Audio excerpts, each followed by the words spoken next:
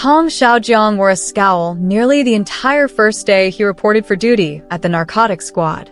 Even saluting his superior officer felt half-hearted and reluctant.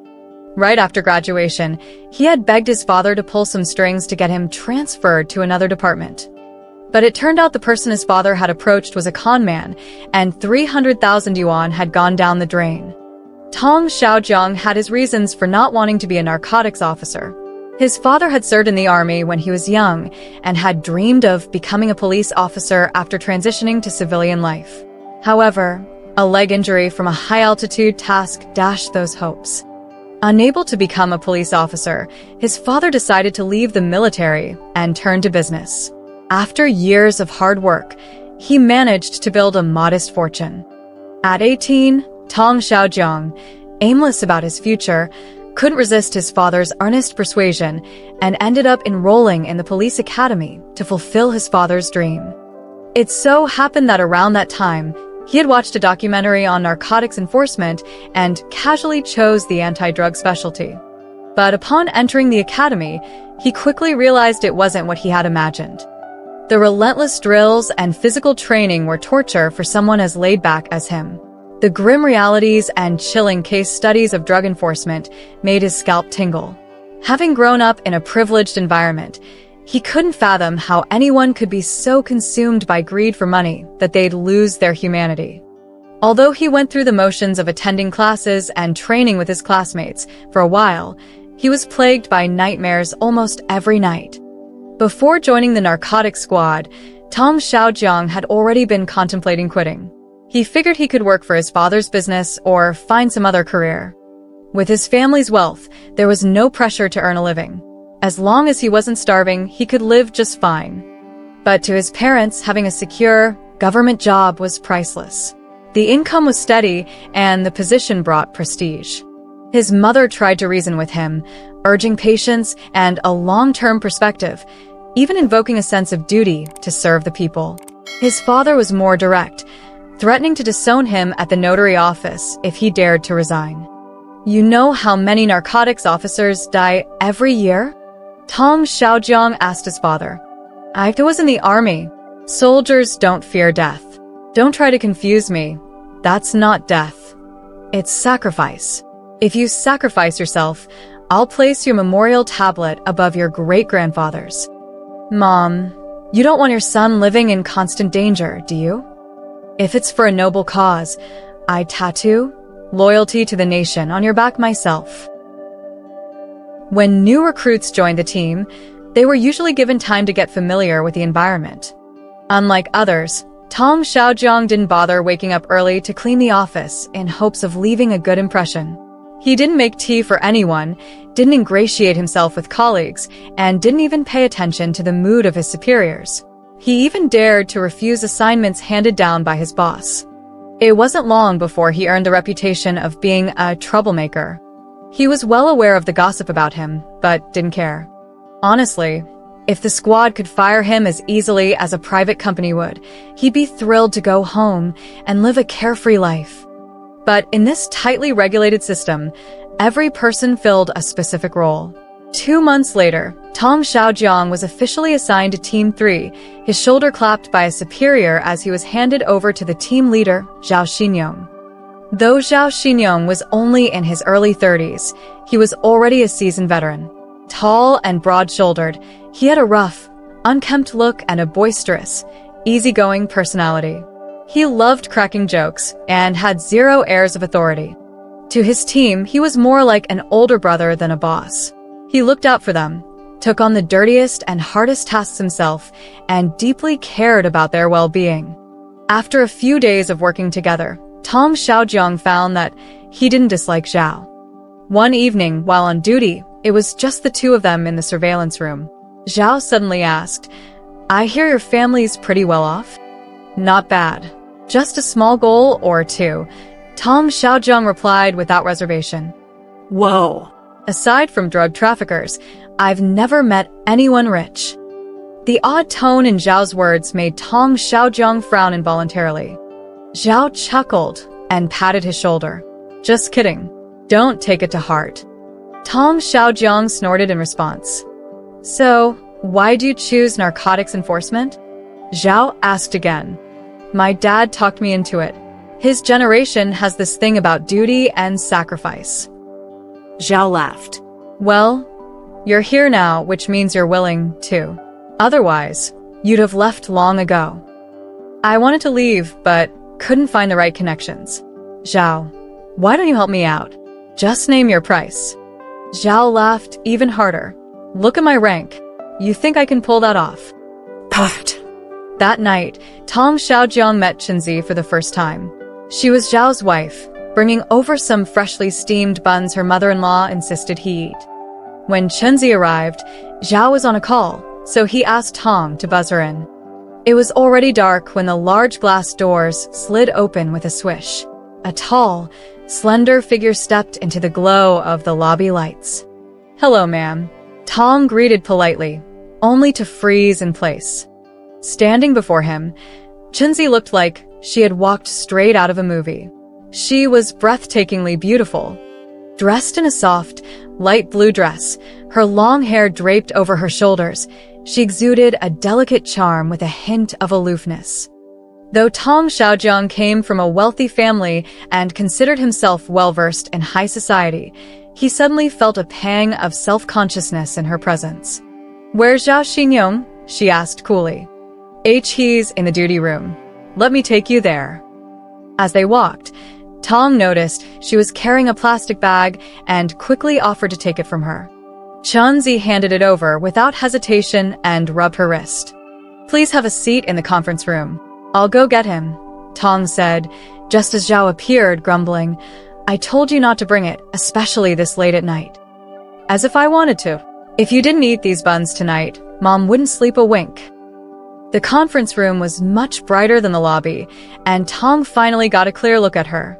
Chenzi wore no makeup, yet her skin was pale and flawless. Her eyes, though not large, were bright and expressive. Zhao ruffled her hair with an indulgent smile in his eyes.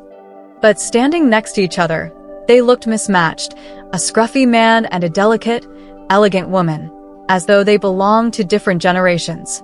Your hair's still damp, Zhao remarked. Mom was worried I'd be late, so I only blow-dried it a little before heading out. You'll catch a cold. Chenzi rolled her eyes playfully and pinched his arm. You made me run errands this late. Just eat already. She pulled out a bun and handed it to him with mock annoyance. Zhao took it, grinning. Let me introduce you. This is our new recruit, Tong Xiaojiang. Hello, ma'am. Tong greeted again. Hello, Chenzi replied politely, handing him a bun as well. Try one. My mother-in-law's specialty. As Zhao ate, he quipped, Honey, why don't you set Xiaojiang up with someone? He's a good-looking guy, rich and single. Find him the prettiest girl at your mall.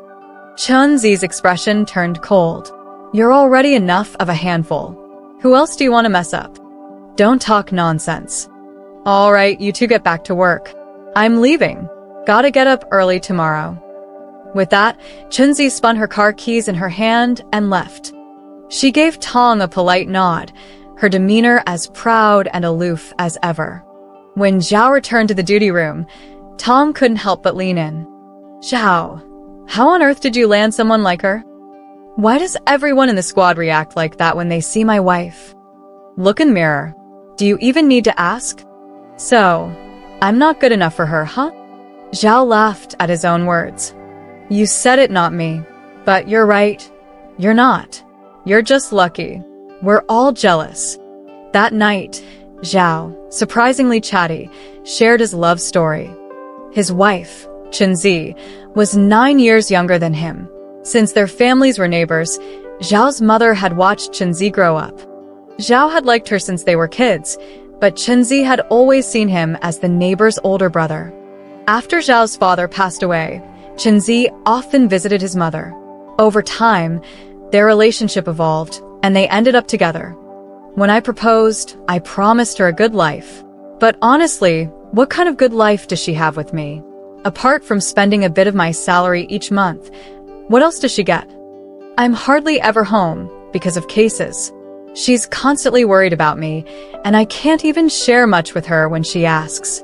Sometimes I think she could have had anyone she wanted, but she chose me. Zhao, why don't you leave? Leave what? The squad. Even working in criminal investigations would be better than this. Then who'd do this job? Oh, come on. The world doesn't stop turning just because one person quits. Zhao stared at the monitors for a long time before finally saying, I'm not leaving. I can't leave. Why? Did your mom tattoo loyalty to the nation on your back? Zhao laughed and smacked Tong's head. You little punk.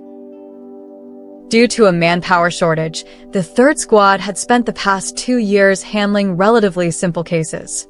The work wasn't overly complicated, nor was it particularly dangerous.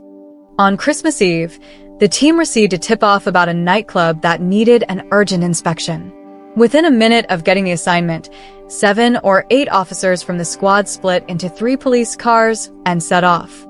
On the way, Zhao Xinyong briefed Tong Xiaojiang. The target was a downtown bar called Como. Tong Xiaojiang perked up immediately. I'm actually a VIP member there. You really are a rich kid, huh? Heard the prices there are no joke, Zhao remarked. Well, I used to hang out there with friends, just some drinks and dancing. Never heard of anything shady going on, Tong defended. As if they'd let you know, Zhao replied.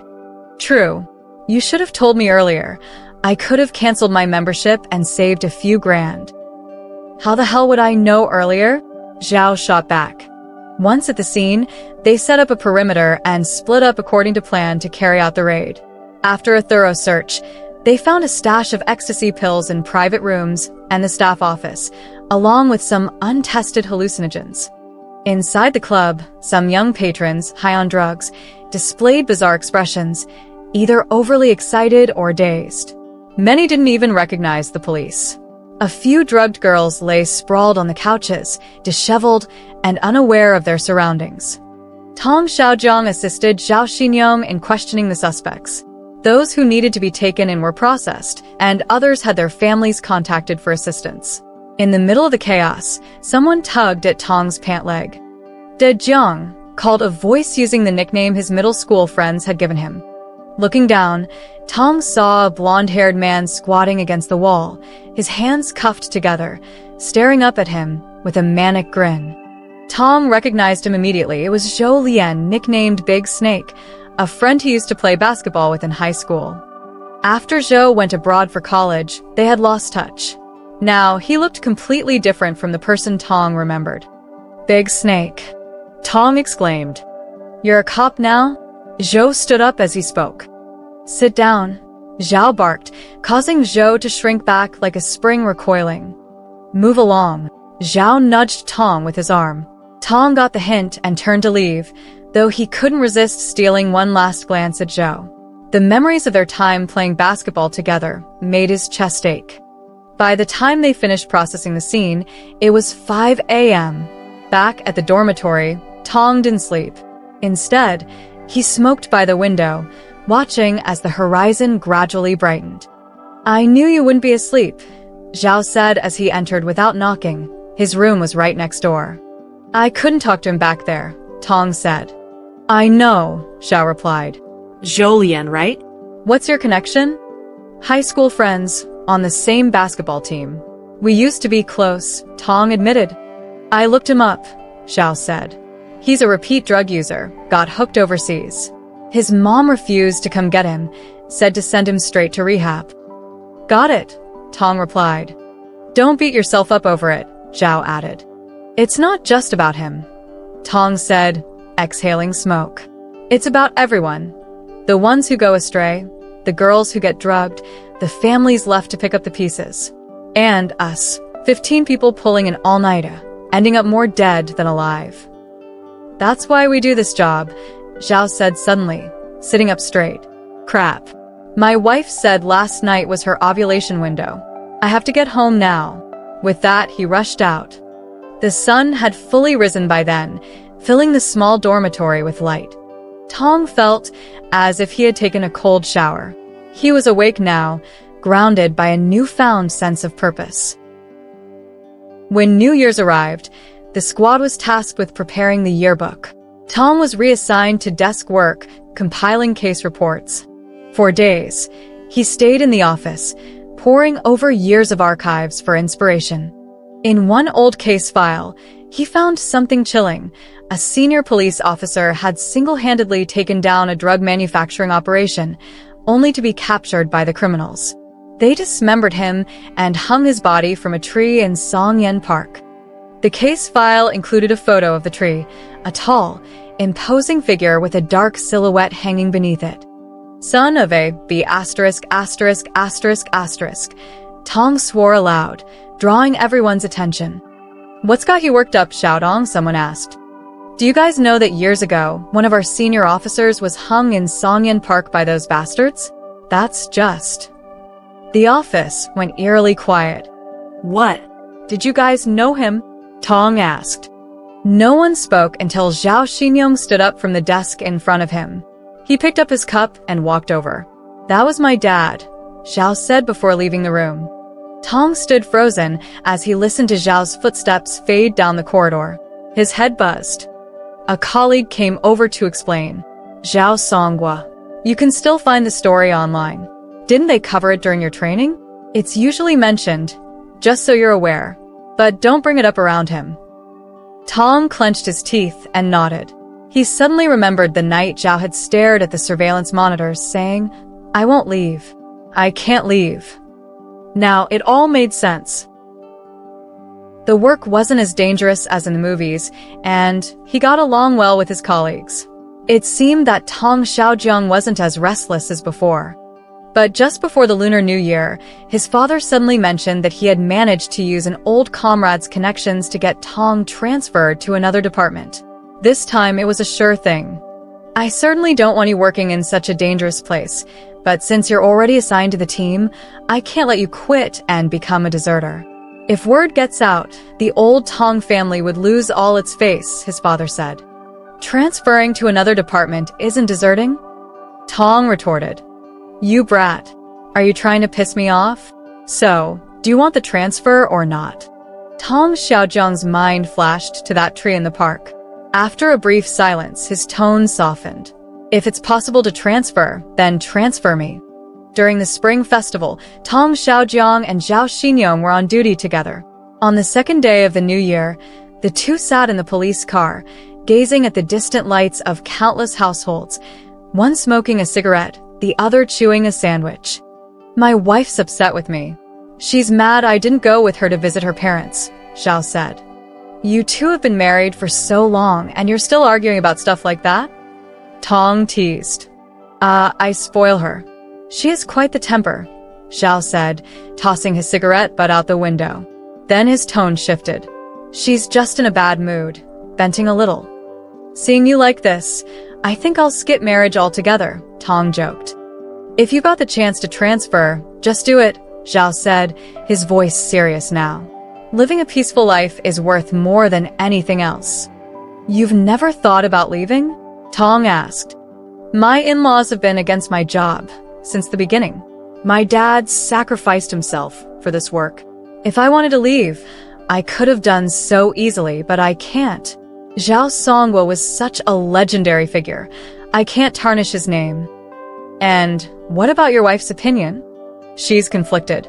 She's constantly worried, but never once suggested I switch roles. On this, I respect her a lot. She may have a little temper, but she's young. I let her be. You probably don't know this, but I'm famous in the team for being wife-whipped." Zhao laughed heartily, his eyes full of love for his family. "You wouldn't look down on me, would you?" Tong asked cautiously. "Don't worry, I wouldn't. A lot of people have transferred out of the team over the years, and everyone understands." Tong Xiaojiang felt a lump in his throat. He took a big bite of his sandwich, afraid that tears might spill out. "Here, let me show you some pictures," Zhao said, pulling out his phone. "My wife bought me a super cool leather jacket yesterday. It cost 1,800 yuan. Look." In the photo, Zhao was wearing the leather jacket, posing with his arm around Chenzi. Though the image was a bit blurry, it couldn't hide her beauty. Even a simple black sweater looked extraordinary on her. As Zhao swiped through the photos, an image of a tree suddenly appeared on the screen. Tong recognized it immediately. It was the lonely tree atop the rocky hill in Songyan Park. Zhao flinched, pulling his hand back like he'd been electrocuted. The car fell into silence, broken only by the occasional sound of firecrackers outside. Zhao Ji, about the other day, I'm sorry. I didn't know. It was covered during our training, but I must have dozed off, Tong said. It's fine, Zhao replied, his voice hoarse. It's tradition to burn offerings for the elders on Lunar New Year's Eve. Every year, I secretly place some incense sticks in the crevices of the rocks and sit there for a while. I don't visit often otherwise. I don't really like going there. Zhao's voice grew raspy. Tong Xiaojiang turned to the window, unwilling to witness his colleague's tears. All right, enough. It's the holidays. Let's go check out the other area, Zhao said abruptly. Okay, let's go. Tong crumpled his sandwich wrapper and threw it into a nearby trash can through the car window. After the new year, the team received a major case. Several drug traffickers had slipped into the city and were operating brazenly.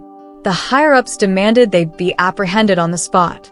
Because the case involved a larger criminal network, the order was to capture the suspects alive. The investigation progressed smoothly, and the Major Crimes Unit quickly locked in on their targets. But before the operation began, the traffickers caught wind of it. 2 suspects fled into an unfinished office building. Over a dozen officers approached from 5 directions, surrounding the building. Outside, dozens of police cars formed a tight perimeter, ensuring no escape. Zhao Xinyong and Tong Xiaojiang advanced via the stairwell. They wore bulletproof vests and carried firearms, moving cautiously, Zhao in the lead and Tong following closely, both hyper-aware of every sound and movement. A faint footstep echoed from the east side. Zhao signaled with his eyes, and Tong understood instantly. The two adjusted their formation and proceeded toward the eastern platform. Zhao led the way with a determined expression that reassured Tong despite his mounting nerves. When Zhao gestured again, Tong braced himself for a confrontation. But before they could spot the suspect, a gun was suddenly pressed to Zhao's head. The barrel, the size of a coin, gleamed menacingly as it wavered. Tong froze, unsure what to do. Suddenly, with a swift movement, Zhao disarmed the suspect, slamming him onto the ground with a textbook back throw. The gun went off, striking Zhao in the ankle. The shot bought Tong a moment.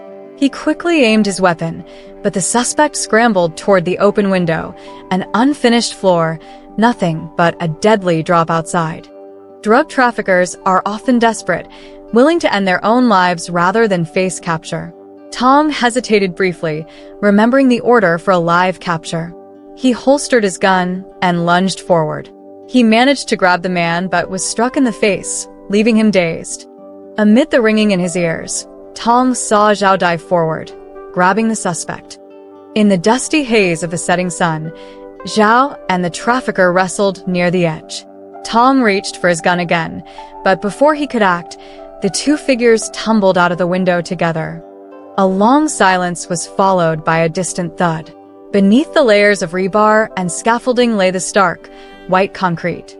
The gun slipped from Tong's hand as he collapsed to the floor, his legs giving out beneath him.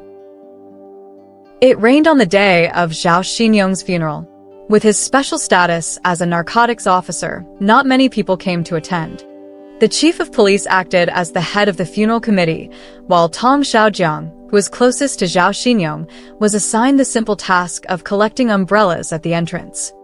Beneath the large words, "In deep mourning for comrade Zhao Xinyong," was a photo taken earlier that year. At 39, his hair was already half gray. Years ago, the news of Zhao Songgua's brutal murder by drug traffickers, his body dismembered and hung from a tree, shocked the nation. The authorities swiftly gathered elite forces to annihilate the criminal gang responsible. Zhao Songgua was posthumously awarded the title of second-class hero model, and his story was widely publicized. In contrast, Zhao Xinyong's funeral was conducted in quiet obscurity because the case he died pursuing remained unresolved. At the funeral, Tong Xiaojiang saw Chenzi again. Dressed in black shirt and pants, her pale face was framed by black hair, and her eyes, red from crying, seemed to burn. Supported by a female commissar, she stood in front of Zhao Xinyong's photo, bowing to each guest in turn. Zhao Xinyong's mother had not been told the truth. The burden of the family's grief rested entirely on Chenzi. For a long time, Tong Xiaojiang wallowed in guilt and couldn't find relief. He was the sole witness to the events in the abandoned building. The drug traffickers left no survivors, dragging Zhao Xinyong off the ledge. That scene replayed in his mind countless times, and every time, he imagined ways he could have saved Zhao Xinyong. But he had done nothing. Tong Xiaojiang had never aspired to be a hero, yet that mission had shaken even his basic belief in being an ordinary policeman. After the funeral, Tong Xiaojiang submitted a leave request. His superior tentatively mentioned that the case was still unresolved and asked how much time he needed. Unable to control his temper, he snapped, "Forget it. If you won't approve it, just fire me." With that, he slammed the door and stormed out. Tong Xiaojiang spent half a month in a state of lethargy. Gaming, smoking, sleeping during the day, staying up at night, his parents saw it all but didn't dare say a word. One evening, his father knocked on his door and cautiously sat by his bed. "I went to your unit today. Spoke to the political division director. They agreed to let you transfer." His father hung his head like a child caught misbehaving. "Next month, you'll report to the city bureau. Your specific role is still undecided, but I'll pull some strings to get you something." "I'm not going," Tong Xiaojiang interrupted.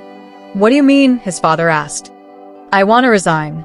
Being a cop is pointless." "What nonsense are you spouting? You graduated from the police academy. If you don't work as a cop, what will you do?" "I'll apply to business school and come back to help you with a family business." "I'm still young. I don't need your help." "Then I'll deliver food." His father shook his head and, after a long pause, placed a hand on his shoulder. This would be hard for anyone to accept. But if you really quit being a policeman, others might not care, but how do you think Zhao Xinyong would feel? "Get out," Tong Xiaojiang growled, his voice low and menacing. His father sighed, stood up, and left. After weeks of despair, Mother's Day arrived, and Tong Xiaojiang decided to visit Zhao Xinyong's mother. Lacking contact information for the family, he only knew that Chenzi worked at a jewelry store in the city center. When he arrived, her colleague informed him that Chenzi was off, but provided her phone number. "I'd like to visit Annie Zhao," Tong said. "She still doesn't know. Her health's fragile, so we told her Zhao was away on a mission, with no set return date." "I understand. I just want to bring her some flowers and say they're from Zhao." All right. "Add me on WeChat, and I'll send you the address." Zhao Xinyong's family lived in the old city, by the river. After receiving the address, Chenzi came downstairs to meet him. The weather was gloomy, and Chenzi, in a gray shirt and trousers, looked drained. She was noticeably thinner, her cheekbones and brow prominent. Tong Xiaojiang dared not imagine what she had endured, but he knew it was all his fault, fueling his self-loathing. Zhao's mother appeared in good spirits and looked healthy. She was delighted by the flowers, placing them on a cabinet herself, and even brought out her favorite pastries to treat Tong. On the cabinet was a black and white photograph of a man who resembled Zhao Xinyong but older, with a sterner expression. It was Zhao Songhua. Seeing the image brought to life the dark shadow from beneath the tree, sending a chill through Tong's heart. Zhao's mother chatted with him, asking about his age and family background. Tong answered truthfully. When she asked about work, he fabricated a story, saying he had recently seen Zhao during a business trip and that Zhao was busy with work and had lost weight. Zhao's mother smiled. Losing some weight is good. He was too chubby anyway. Chenzi, seated nearby, quietly refilled his tea. Taking a work call, she stepped into the bedroom. Zhao's mother then confided, "When you see Xinyong again, tell him Chenzi had a fall and lost the baby. She's been feeling down lately. Ask him to prepare himself and, if possible, come home. She really needs him right now." Tong nodded, biting his lips so hard it almost bled. When Chunzi returned, Tong checked the time and said it was time for him to leave. "Can you drop me at work? My car's at the shop, and I've got something urgent at the office." "Of course." During the drive, Tong several times wanted to ask her about the miscarriage, but couldn't find the words. Instead, Chunzi asked him, "A colleague of mine has a crush on you and wants to get to know you. I told her I'd ask your opinion." Tong was caught off guard, unsure how to respond. "She's a nice girl, fresh out of college, still naive," Chunzi said. He understood her implication. If her colleague knew the risks of dating a narcotics officer, she might change her mind. "I might leave soon," Tong said. "Resign or transfer. Either way, I won't stay in narcotics." Chunzi looked surprised, but stayed silent. "You can look down on me if you want. I already look down on myself." "I don't." And neither would Zhao. Tong thought of his conversation with Zhao that night and felt another sharp pang in his heart. They arrived at the mall's underground parking lot. Chunzi got out, and Tong followed to bid her goodbye. As they exchanged farewells, a voice called out, "Tong Dajiang." Turning, Tong saw Zhou Lian approaching from behind a pillar. "Well, look who's driving a Wrangler. Didn't know cops could afford such pricey cars," Zhou sneered. "It's my dad's." Zhou's gaze shifted to Chunzi, scrutinizing her before smirking at Tong. "I'll head inside now," Chunzi said. "Okay," Tong replied, waving. Zhou ogled Chunzi as she walked away, practically drooling. Tong slapped Zhou on the shoulder, resisting the urge to punch him. "She your girlfriend?" Zhou asked. "Get lost," Tong snapped. "She's not? Then introduce me. If you so much as touch her, I'll kill you." "Whoa, serious now?" Zhou mocked. Tong climbed back into his car, but Zhou opened the passenger door and got in. "What are you doing?" Tong demanded. "Cops think they're so great, huh? Forgetting the old days when we played basketball." "I saw what you did that day. You're no longer my brother." Zhou sneered. "Fine, whatever. You win." With that, he slammed the door and left. Chunzi's colleague, Xiao Yao, added Tong Xiaozhong on WeChat. The young woman was enthusiastic and often took the initiative to invite him out. Tong Xiaozhong didn't refuse and even took the initiative to pick her up at the mall. But he knew deep down it was all because of Chunzi. An indescribable emotion began to grow in his heart. He often recalled his first encounter with Chunzi, the little woman who stood beside Zhao Deong, pampered and proud, glowing with happiness. At the same time, he couldn't forget the Chunzi of today, lost, having simultaneously lost her husband and child. And he was the one who caused it all, the sinful link in the chain. Chunzi Jia's mother-in-law makes the best buns. I ate 2 in one sitting today. Chunzi Jia is this month's top sales champion again. She may seem delicate, but she's full of energy when she's working. Chunzi Jia went to the head office to shoot a promotional video. She's the most famous beauty in our company. Every time Xiao Yao talked about Chunzi, Tong Xiaozhong pretended to listen casually, but inside, his heart trembled. He wished Xiao Yao would just keep talking, never stopping. Our mall is right next to a street full of bars. On late shifts, there's always someone coming to see Chunzi Jia. Recently, a yellow-haired guy has been harassing her. He doesn't buy anything, and when she ignores him, he files complaints. One day, Tong Xiaozhong overheard Xiao Yao complaining. "Is his last name Zhou?" he asked. "I don't know about that," Xiao Yao replied. From that day on, Tong Xiaozhong started paying more attention. He began visiting the mall frequently, sometimes sitting in a nearby cafe for hours, sometimes simply walking past. He watched Chunzi greeting customers, arranging merchandise, or sitting behind the counter lost in thought. One evening, he finally saw Zhou Lian's swagger into the mall. Zhou lingered briefly at a watch counter before heading straight toward Chunzi. She seemed to notice him and turned away, but he started shouting loudly. Tong Xiaozhong pushed through the crowd and rushed over. Before he reached Zhou Lian, the pungent smell on Zhou's body hit him. A glance at Zhou's face confirmed it. He was high. As Tong Xiaojiang called his colleagues, Zhou jabbed his finger at the counter, shouting, "That one. Give me that one." "Sorry, we're closed," Chenzi said calmly. "Get it for me," Zhou barked. "I'm sorry, sir." Zhou suddenly slammed his fist on the glass counter, startling the nearby shoppers. Chenzi's face turned pale, but she lowered her head to inspect the counter. Before she could finish, Zhou lunged forward and grabbed her wrist. Chenzi struggled to pull away, but Zhou held on tightly. Grinning, he reached out to touch her face. Fury surged through Tong Xiaojiang. Without thinking, he struck Zhou's elbow, hitting the pressure point hard. Zhou let out a yelp and released Chenzi, cursing loudly. Mall security arrived, trying to escort Zhou out, but Tong Xiaojiang pulled out his police badge. "I'm a police officer. Leave him to me." With that, he twisted Zhou's arm and marched him toward the mall's second exit, where he had arranged to meet his colleagues. After a few steps, he couldn't resist turning back. Chenzi stood behind the counter, staring at him. Their eyes met, and the sorrow in her gaze nearly swallowed him whole.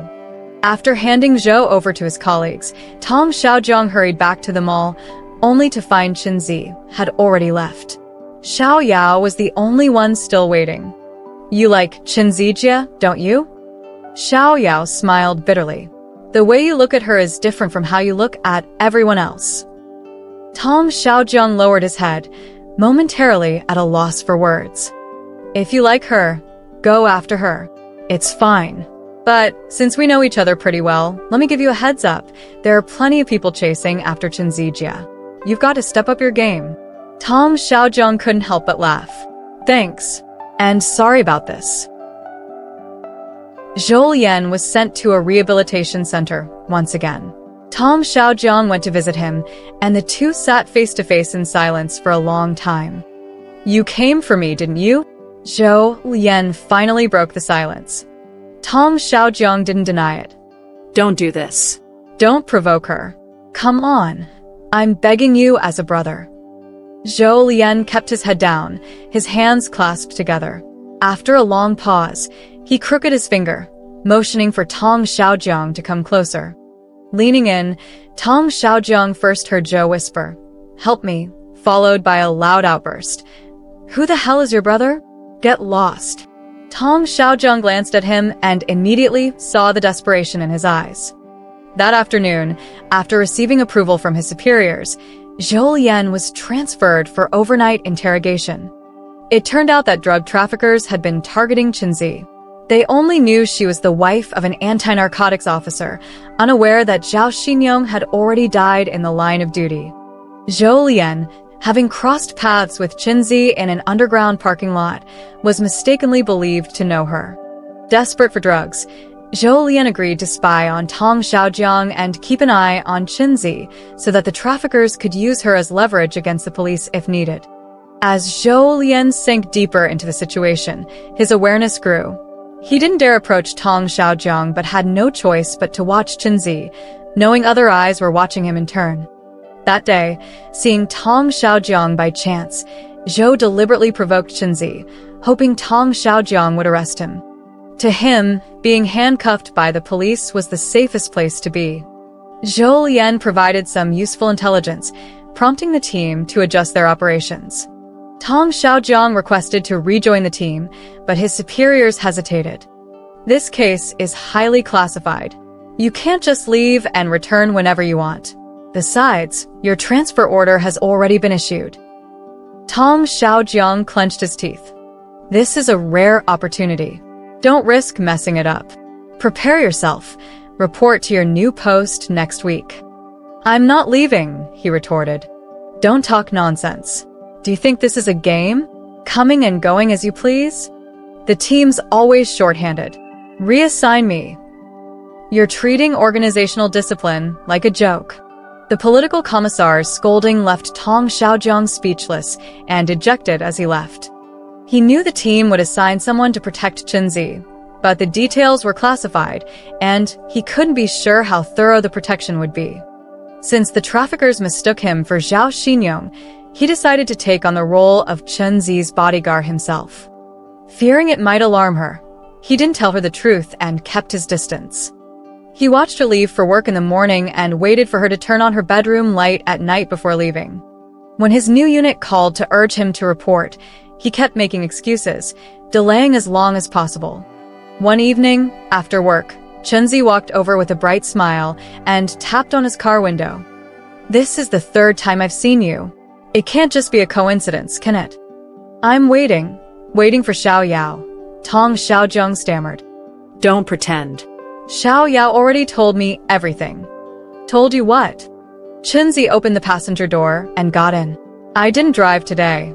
Can you give me a ride home?" Tong Xiaozhong nodded eagerly, a wave of joy rising in his heart. Driving along the elevated highway at night, he deliberately slowed down, savoring the time with her. The weather had cooled, and Chunzi half opened the window. The breeze lifted strands of her hair, carrying her scent into the car. "Xiao Yao said you like me. Is that true?" Tong Xiaozhong's face burned, but he didn't dare respond. He knew Zhao Xinyong was the immovable barrier between them. While he couldn't deny his feelings for Chunzi, he couldn't take that step forward. "But I'll never get involved with another anti-narcotics officer. Not in this lifetime." As the light turned red, Tong Xiaozhong slowed to a stop. "If I could start over, I'd want to be with an ordinary person. Someone to go to work, come home, buy groceries, cook, just live a quiet, peaceful life." He nodded, taking a deep breath to keep his tears from falling. "I know. I understand." He turned his face to the left. The city was aglow with lights, the streets bustling with traffic. In the distance, a traffic officer guided pedestrians at the entrance to a shopping street. The sounds of wind, cars, and children's laughter flowed into the car, the lively hum of a city Zhao Xinyong had fought to protect. "Don't listen to Xiao Yao's nonsense. I see you as a sister-in-law. How could I like you?" "I thought so," Chunzi replied, her voice trembling. "Xiao Yao loves to joke around." The light turned green. "Let's go." As he shifted gears and accelerated, the view ahead blurred. Blinking, Tong Xiaozhong felt tears stream down his face like beads rolling off a string. "Sorry, Dad. I still want to stay in the team." Father Tong stared at Tong Xiaozhong for a long time, then slammed the remote onto the coffee table. "What's wrong with your brain?" "Just consider it that I have a problem with my brain as long as it lets me stay in the team. Do you have any idea how much effort I put in? Begging this person and that person, I even lost face." "I know. I don't care. Go report to your new job immediately. Stop messing around."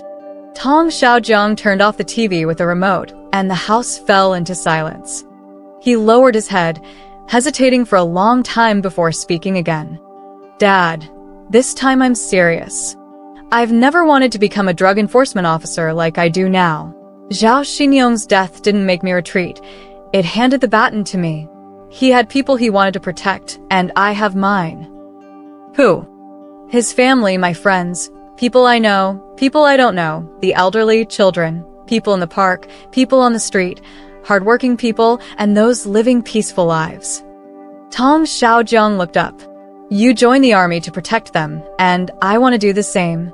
Father Tong let out a long sigh. "All right, I get it. Good son, now you've grown up. Even if I worry about you in the future, it'll be worth it." Tong Xiaozhong returned to the team.